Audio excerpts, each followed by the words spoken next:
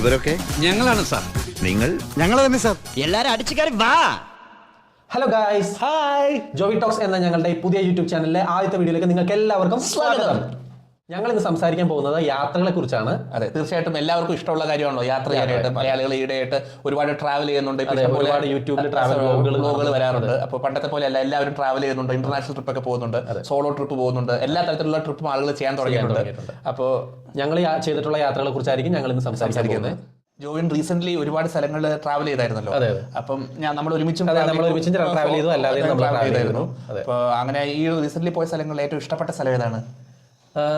ഞാൻ ഒറ്റയ്ക്കും എൻ്റെ ഫാമിലിയുടെ കൂടെ, വിവേകിന്റെ കൂടെ അങ്ങനെ ഒരുപാട് സ്ഥലങ്ങളിൽ നമ്മൾ യാത്ര ചെയ്തിരുന്നു. അങ്ങനെ നമ്മൾ പല സ്ഥലങ്ങളിൽ യാത്ര ചെയ്തിരുന്നെങ്കിലും എനിക്ക് ഏറ്റവും ഇഷ്ടപ്പെട്ടത് ഏതാണെന്ന് ചോദിച്ചു കഴിഞ്ഞാൽ നമ്മൾ രണ്ടുപേരും കൂടെ ഒരുമിച്ച് പോയ ലക്ഷദ്വീപ് ട്രിപ്പാണ് ഏറ്റവും രസകരമായിട്ട് എനിക്ക് തോന്നിയതെന്നാണ് ഞാൻ പറയുള്ളൂ.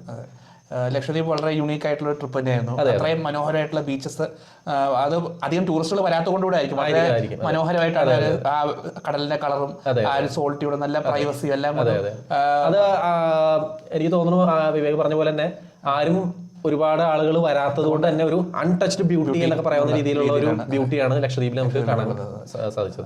നമ്മൾ അല്ലാതെ ജോബിൻ ഫാമിലിയുടെ തായ്ലൻഡ് പോയായിരുന്നു. ഞാനും ഹണിമൂൺ തായ്ലൻഡ് പോയിരുന്നു. പക്ഷെ തായ്ലൻഡ് ആണെങ്കിൽ പോലും ഇത്രയ്ക്ക് ഭംഗിയില്ല എന്നുള്ളതാണ്. ബീച്ചസും സംഭവങ്ങളൊന്നും. തായ്ലൻഡിൽ ബീച്ചുണ്ട്, മെയിൻ ആയിട്ട് പട്ടായല ബീച്ച്. പക്ഷെ എന്നാൽ പോലും നമുക്ക് ലക്ഷദ്വീപിലെ ബീച്ച് കാണുമ്പോൾ കിട്ടുന്ന ആ ഒരു എന്താ പറയാ, അതെ, ഒരു പ്രത്യേകതരം ഒരു അൺകാനി വാലി എന്ന് പറയുന്ന പോലത്തെ ഒരു അപ്പിയറൻസ്, ഭയങ്കരമായിട്ടുള്ള ഒരു കൈൻഡ് ഓഫ് ഒരു ഫീലിംഗ് ആണ്. വളരെ മനോഹരമായിട്ടുള്ള ബീച്ചസ് തന്നെയായിരുന്നു. തിരയൊന്നുമില്ല, സ്വിമ്മിംഗ് പൂൾ പോലെ. നമ്മൾ താമസിച്ച ഒരു റിസോർട്ട് ഉണ്ട്. അവിടെ ആ റിസോർട്ടിന്റെ ബാക്ക് സൈഡിലായിട്ട് നമുക്ക് ഒരു പ്രൈവറ്റ് പൂൾ എന്നൊക്കെ പറയാവുന്ന രീതിയിൽ ഒരു വിശാലമായിട്ട് ഇങ്ങനെ നമുക്ക് ഇഷ്ടംപോലെ വെള്ളത്തിൽ ഇറങ്ങി പോവാം. നീന്തൽ അറിയേണ്ട കാര്യം വളരെ സേഫ് ആണ്.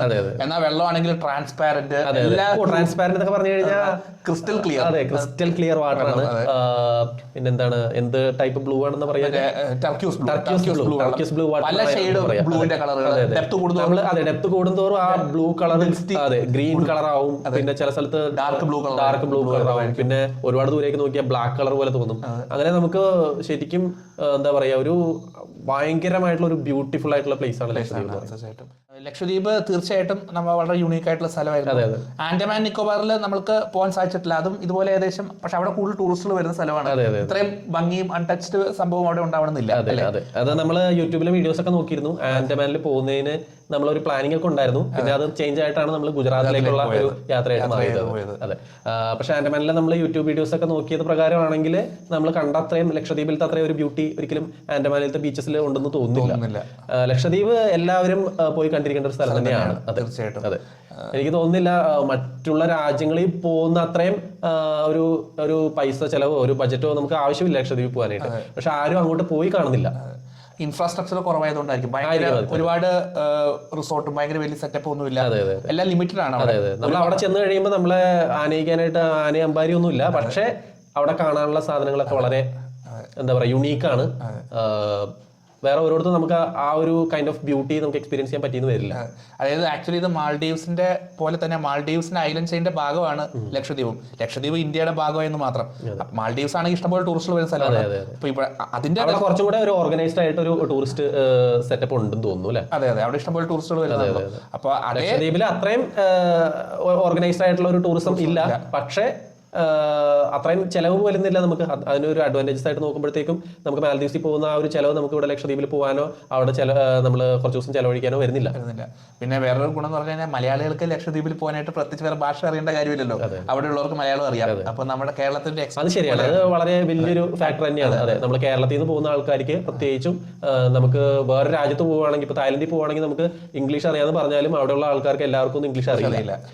പക്ഷേ ലക്ഷദ്വീപിൽ പോകുമ്പോൾ നമുക്ക് പേടിക്കേണ്ട കാര്യമില്ല. ഒരു എന്താ പറയാ, ഒരു മലയാളം തന്നെ ഒരു മുസ്ലിം കൈൻഡ് ഓഫ് മലയാളം ആണ് അവിടുത്തെ ആളുകൾ.